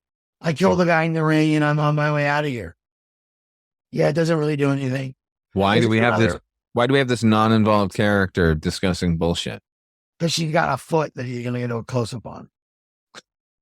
Do we get a close-up of her foot? Oh, yeah, barefoot. She's driving the cab with no shoes on. Ah, it all makes sense now. I wasn't paying attention. Well, all's forgiven. The Bechstein man. Oy, Yeah, you're right. I hate that scene too. It's just so skippable. And really, you could excise it really quickly. I'm sure there must be a cut out there, a Villalobos free cut. Right. The movie is great, but it's funny, it doesn't play as well as I remember now when I was watching it again. And I'm watching it and I'm wondering, how much coverage is he getting? He's shooting it. I'm kind of getting disengaged with it now. I'm wondering how he's making it and what. Did he storyboard this scene? Is this exactly what he wanted to shoot? Or yeah, there's enough rough edges that it beckons for that sort of speculation. Yeah. Particularly when the stuff gets clumsy, as it does a lot. I agree with you. I was not a fan of the movie, particularly back in the day, for all of the other sort of writery reasons. But I always thought it was well made and whatever. And rewatching it now, I'm like, it really feels like a sophomore film. It feels like a big budget student film in a lot of ways, but someone who just went to NYU and not NYU, somewhere in Europe, basically. Yeah, I could maybe say that. It's pretty cool. Like what makes that movie really is the performances in it. The performances are so well cast. The actors are all very incredibly well cast. The performances are all just dynamite, and they take that crazy dialogue of his and really make meals out of it, and it works. The movie's great, but it's not as polished as Jackie Brown. Jackie Brown is a much more mature movie, or as interesting as Inglourious Bastards or some of his other stuff. I love Inglourious Bastards. The opening of this sequence is the Gold Watch speech by Christopher Walken telling him that his father smuggled it up his ass and then he did the same. the N-word situation with Quentin Tarantino, this speech is the equivalent of the N-word, but an eloquent way of doing it. If you want to shock people, like tell them a story about this watch is important and how it got there. That's a positionist. And what better person to do it? Tarantino writes monologues for it. I feel like he's a frustrated actor and he writes stuff that he knows actors are really going to like to say. And whatever plagiarism, he's never stealing anyone's words. No. His dialogue is always his, unless, of course, they're not his. Like, my name is Buck and I'm ready to fuck, which is just taken directly from Alligator, I believe. Or oh, my God. Yeah, I mean, there are whole swaths of dialogue. Like, for instance, remember I mentioned that there was a movie showing the parallel, or a videotape came out parallel between Reservoir Dogs and City on Fire. They made one for Pulp Fiction as well, a follow-up videotape called You're Still Not Fooling Anyone. And there's an Italian crime movie that begins with the Ezekiel quote, like a crawl of it. And in fact, at a certain point in the same film, a character says that he's going to get medieval on somebody. And you know what? That's fine. Whatever. Everyone steals from everybody. Like, I'm sure there are songs out there that a seasoned musician could say, well, you can tell the artist just took this riff from him and took that backbeat from that song. You know what I mean? Sure. Like, I've done one or two of things. Course. One or two lines of Faith Detective I stole from another movie. Everyone does it. Everyone wants to pay homage and repurpose the thing that we loved about something else. But it just sort of gets egregious here. Yeah, it does. That's all right. But it does. It's more palatable because he's like doing obscure lifting. Right. And I'm not saying he has never been, that he hasn't been upfront about these things. If you were to speak to the man, he would tell you every influence on everything. Yeah, he's proud of it. Yeah. My late wife, Jessica, used to work at a video store in Los Angeles called Eddie Brandt's. And by the 90s into the 2000s, Eddie Brandt was the only one that was still all videotape, and they had everything. If you've heard of a movie, they had the movie, right? So it was a bit renowned, and the clientele was a bit renowned, including Tarantino, who gave her an entire set of Kill Bill dolls, the action figures that like he had in his car because he had just gotten a box of them or something, including the Quentin Tarantino Crazy 88 figure, like the exclusive one. So she was pretty friendly with him, and in talking about like Kill Bill, which was about to come out, he said, oh, I'll tell you exactly where the movie comes from. And he went to the shelves and took down every videotape of every influence that was going to show up in the movie. And then, of course, she watched all of those and was like, oh, wow, okay. So I'm not saying he hasn't been upfront. It's just that we are so lazy as students of cinema in this country that none of us have any idea what's going on. I saw a quote online the other day, and I can't tell you where it's attributed. I cannot remember where it's from, but it was, there are two kinds of filmmakers. One is an architect and the other an archaeologist. There you go. Yeah. So I don't begrudge the guy for fucking repurposing shit. Not at all. The hip hop idea has been floated about Tarantino, that he's sort of remixing stuff, and he's remixing popular culture. And through that lens, I can get behind it. It's just that Roger Avary wrote The Gold Watch. Roger Avary came up with the conceit of the magic bullets and the magic gun going off that gives us our triumphant heroes samurai-like strut on out of the diner. I don't think Tarantino gets interesting as a writer until he runs out of old stuff to recycle. Okay.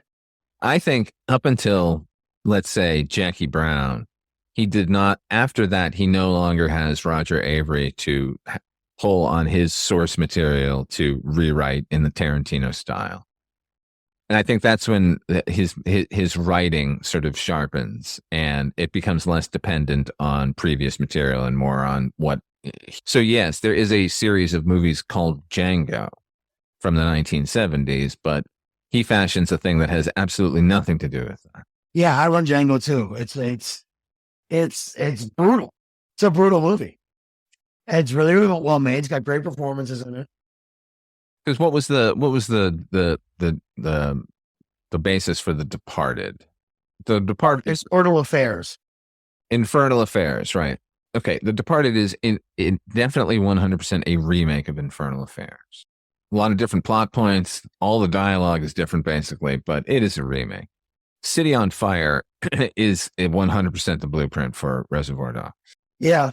I mean, yeah, he just rewrote the shit. But he's not calling it a remake.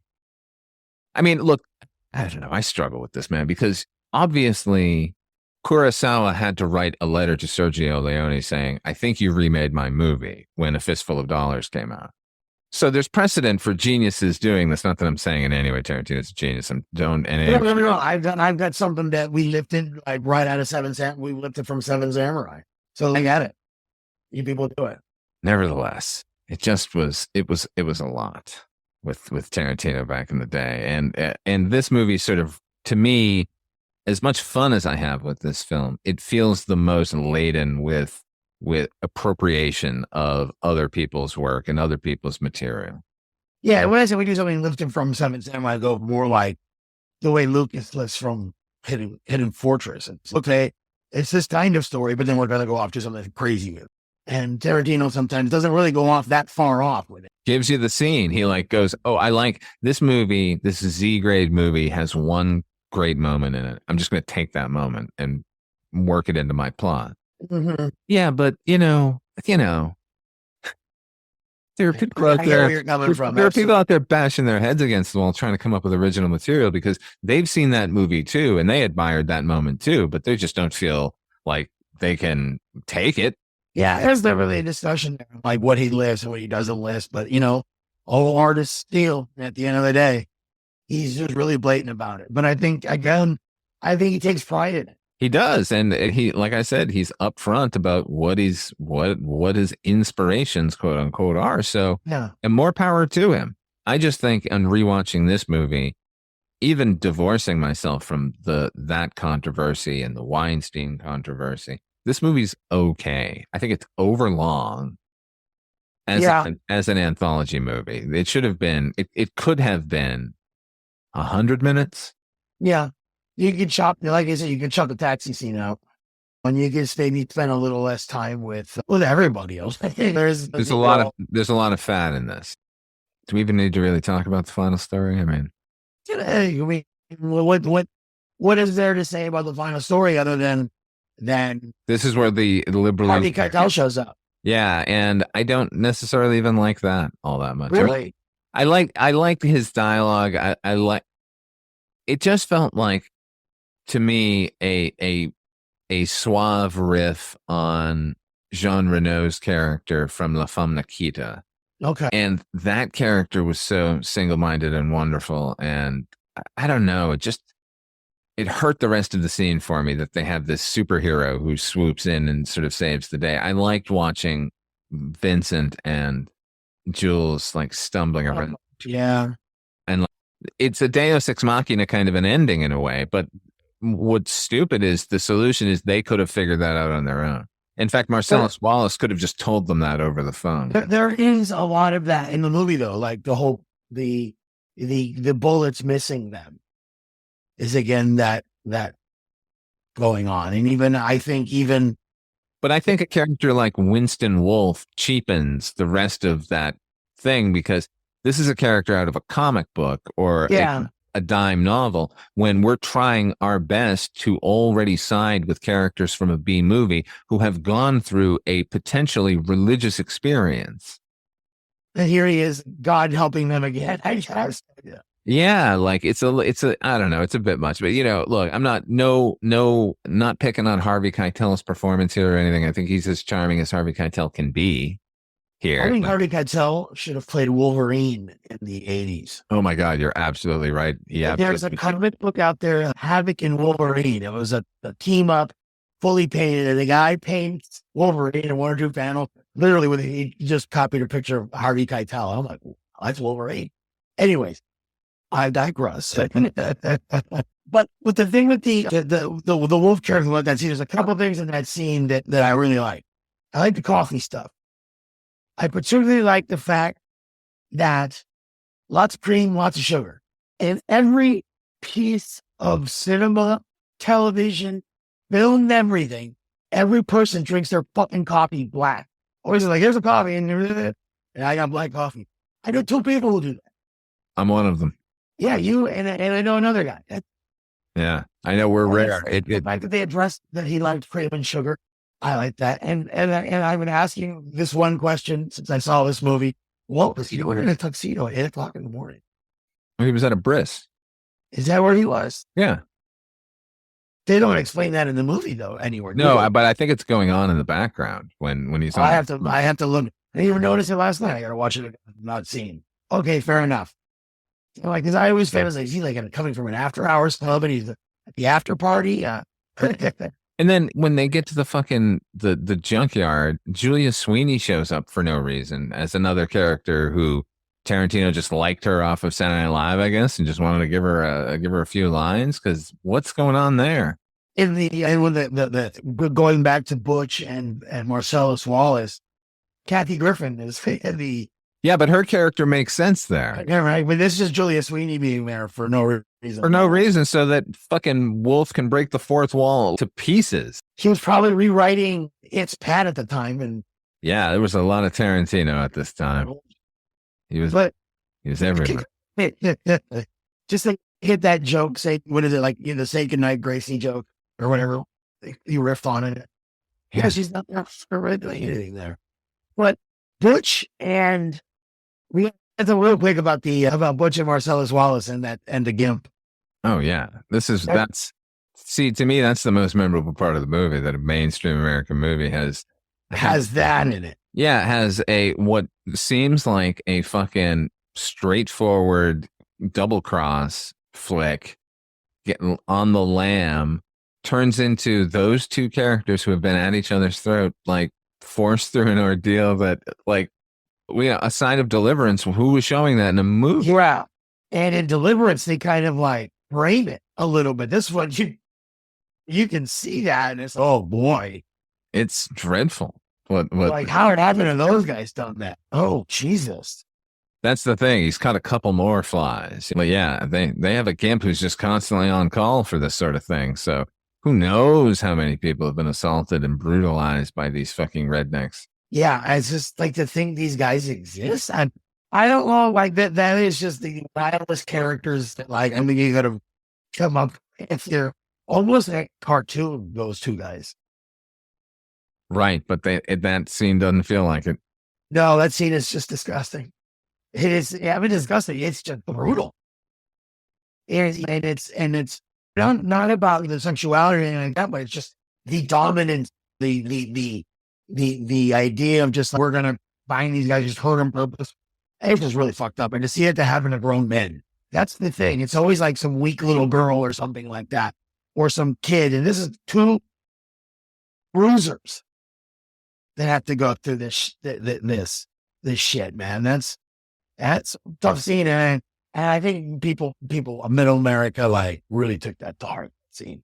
Although I do like the Bugs Bunny level of him Butch picking out weapons. It is pretty good. You need some levity at that moment before we get to the brutality of the blast. And to settle on the Hattori Hanzo sword. Oh yeah. Well, of course. Yeah, that's brutal. And to see that and it just sucks that Big Range is the one who's gonna go. Bruce Willis's character got spared that. That I agree with you, by the way. Bruce Willis's best performance, because the moment after everything has gone down and Peter Green is already on the ground bleeding, it's one static shot with Ving Rhames in the foreground and Bruce Willis balancing himself on that samurai sword in the back. And even though he's just done this thing, and even though they've triumphed together, he's still fucking terrified there. Yeah. And it's great. And it plays from across the room. It would play at the back of the theater if he was on stage. Yeah. So anyway, I love that. Yeah. And I just liked when he picks up the chainsaw. He just starts like playing with it. See if this is going to work. There's a sword. It made me think at the time watching it, like, what, really? I think the chainsaw is probably definitely more damage for the. Yeah. Might be a little unruly. But they'd hear you coming. Huh? They'd hear you coming. Yeah. You got to try to get it on and be surprised. Not good for a surprise. The ending of the picture and back in the coffee shop where they shot The Big Lebowski and everything other movie ever shot in L.A. Yeah, that's what the Hawthorne Grill, I think. It's in Hawthorne. I've been to it. Yeah. The Big Lebowski, I want to sit here. I'm going to finish my coffee. Hey, this is a family restaurant. Yeah. Again, that scene is just owned by Sam Jackson. That should be more than anything because John Travolta, Vincent Vega story is already done. He's dead. Yep. So he doesn't matter anymore. This is Jules' scene. This is Jules' story now. And he's great in it. That's the best dialogue in the movie, I think, is his right there. That speech, I like that. Or at least his performance is just... I think it's his performance. I think Tarantino's analysis of the Ezekiel speech is kind of parochial schoolboy in nature. I don't think he gets to any sort of depth beyond the surface of maybe this is you, maybe this is me. No, maybe I'm you, maybe this is you. There's no performance, yeah. Yeah, it's Sam Jackson. Just like we are seeing this couple who have dabbled in crime, embarking on a new life of crime where they're going to do this from now on. They're going to rob diners like this and random people instead of shop owners. Running up a guy against the ultimate criminal who is giving up the life. So what we're seeing is Jules rejecting crime wholesale for a narrow path. And we believe it because Samuel Jackson makes us believe it. Yeah, I'm trying, Ringo. I'm trying real hard. Yeah, every word is a meal for him, man. He really he's just one of those guys who sings his dialogue, man. It's just, I'm always in awe of Sam Jackson. I love that guy. And Vincent just proves what an idiot he is. What an idiot. And you're seeing this is like now because at first you're seeing it from almost Travolta's perspective where he's the star. Right. But now this is Jules' movie now. So now you're the goofy sidekick. And that's the thing that knocked people out about this movie. The fact that we had a character die in the middle segment and then come back again in a triumphant way. I think that really ignited people's imagination as to how you fracture a timeline. Yeah, I remember I had a cousin. She came home and she was mad because they had gone to go see Pulp Fiction because she heard me talking about how cool it was and what a great movie it was. She looked at me like, bro, you're taking why? I'm like, yeah, it takes place earlier in the movie. It's just there were 3 different little stories. This story, he's alive in. Like a book. How do we wrap this up? Walking out triumphantly out of a coffee shop. Yeah, with the surf music playing. And that's the other aspect of Tarantino movies is the soundtrack. He's sort of renowned for the soundtrack. Like James Gunn recently has picked up the jukebox soundtrack mantle from Tarantino. Edgar Wright, I think, as well. But they all owe a huge debt to Martin Scorsese, who is the king of needle drop. Yeah, absolutely. Yeah. There was nothing innovative going on here. It's just that the songs were always really fucking cool on Tarantino soundtracks, unless they weren't. There's plenty of dogs on these soundtracks too. Girl, I mean, but girl, the Urge Overkill cover is great. That scene, because the dancing stuff is always iconic, I guess. People remember that shit. But it's weird. This movie's just neck to nut surf music. And there's no water in it. I always thought that was interesting. No, and that's the great thing. And living in Los Angeles at the time, this was the Los Angeles that I experienced more often than not. He's not showing the Hollywood sign. They're not like cruising Santa Monica Pier. It's these alleyways and vacant lots, and then these little bursts of Jackrabbit Slim kind of things, but mainly grubby little apartments. Like that's Los Angeles, but it's also this surf culture. Like you can't get away from it. So it's only wholly appropriate. I heard more surf music when I was in Los Angeles than I think I've ever in any part of the country. I agree. Me too.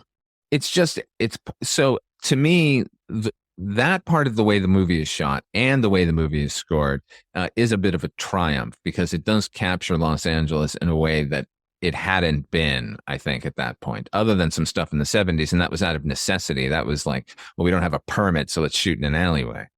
Alleyways are a great place to shoot. They use them in every single Batman movie. Well, that man lives in alleyways. Absolutely. No, Pulp Fiction is a cultural touchstone. It's really one of the more important movies of the 90s. Definitely. Everybody says it's the most important one. Okay. Maybe my favorite 90s indie movie is Trainspotting. That's the one I love the most. That's the one I go back and I reference more than anything. The filmmaking is so energetic. And I noticed in this one, he's not the polished filmmaker that he becomes in this. This is not his best directed film. The cinematography is nice, but I think he hits a stride when he gets Robert Richardson to start shooting his movies. And they take on this ethereal quality that reminds you, because Richardson, I love him so much. He reminds you that you're watching a movie with sometimes because he overlights stuff, or he does that halo lighting on your head. And there's that real fantasy element to it that I think plays really well with Tarantino's movie comic book universe that he operates in. This kind of hyper realistic 70s exploitation movie universe it is, where Hitler got gunned down by Jewish American soldiers rather than blowing his brains out in a bunker being discovered by Russians. Yeah, the remix ethos behind Tarantino's work finally sort of started paying off dividends when he was, like I said, writing more original material. And realizing that like he can remix history itself. Like that to me is far superior to him like just copying some scene from some grade Z exploitation movie that only he and 7 other people have seen. Or that ridiculously happy ending in Django. Right. Where the horses are dancing and stuff after all this. And he's got sunglasses on and got really cool clothes, and they ride off into the sunrise or whatever it is. I really like the way he perverts and rearranges the cliches and tropes as he got older. Yeah. And Pulp Fiction will be on his tombstone, but his more original work was to come. And I will also say, as we're wrapping this thing up, everyone should go check out all of Roger Avary's work because his stuff's always interesting. Check out, you want to see a twist on crime movies, heist movies? Check out Killing Zoe. Killing Zoe, yeah. Killing Zoe, fucking fantastic, man. Like really, just great independent filmmaking. Check out Rules of Attraction, his adaptation of the Bret Easton Ellis novel. That is a challenge of a movie. It's difficult. You got to participate in watching that. Yeah. But as far as visual style, Jesus, very energetic. Yeah. Oh wow, makes the book like it's better. Like it's an adaptation where the film is better than the book, and it's because of the filmmaker sort of behind it. And of course, he wrote the script for Beowulf with Neil Gaiman, the Robert Zemeckis movie, and he's written a ton. I don't know. He needs to be making more movies. But they're on good terms though, right? They do a podcast together and everything now. So, and God bless. And anyway, I just want people to know that your fondest memory of Quentin Tarantino is not his best movie. And what works about it is mainly because of Roger Avary. And I will say it's that cast. Yeah. I mean, ultimately the movie works because it's the movie and not the words behind it, particularly when you get a cast like this together. But they didn't improvise. They sure didn't. All right, Father Malone. Right on. Until next time, Antonio, where can people find you if they're looking for you? Hey, you can check us out at Swamp Media. You can check us out at swampmediagroup.com. You can see some of my work there, and at spacedetectivemovie.com. We've got some new short films dropping later this year, so please give us a follow. We're at Swamp Media Group on Instagram. Right on. Yeah, go do that immediately. As for me, you're checking out Midnight Viewing. Check it out a lot. It's on twice a week now. Mondays is Father Malone's Weekly Roundup. And then Fridays is alternating between the Horror Anthology podcast, where we're taking a look at Tales from the Dark Side, and the show you're listening to now, Anthologies Attack. You can find all of that stuff at weirdingwaymedia.com, where we are a proud member. The music for Midnight Viewing, the music for everything I do on Weirding Way Media, is provided by HP, who has his own show that I co-host sometime, or I co-host all the time. That's Night Mr. Walters, a taxi podcast, and give that one a listen too, if you would. Until next time, what's a good line of dialogue from this movie? It's all pretty good. What's my favorite line? What's your favorite line? Oh, my favorite line. It's a hard one. It's a hard one to pick. There's a lot of good lines in this. I don't know. It's a Royale with cheese, I'll tell you that much. We should have fucking shotguns. We should have fucking shotguns for this deal.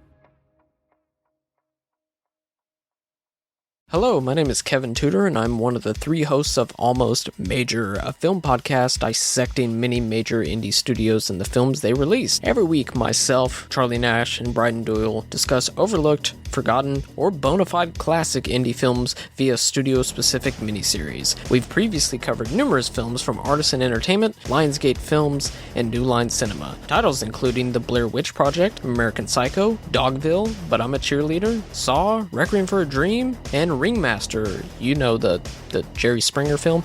Anyways, we have a fun time every week and we hope you will join us. Subscribe to Almost Major wherever you get your podcasts. Now proudly a part of the Someone's Favorite Productions podcast network.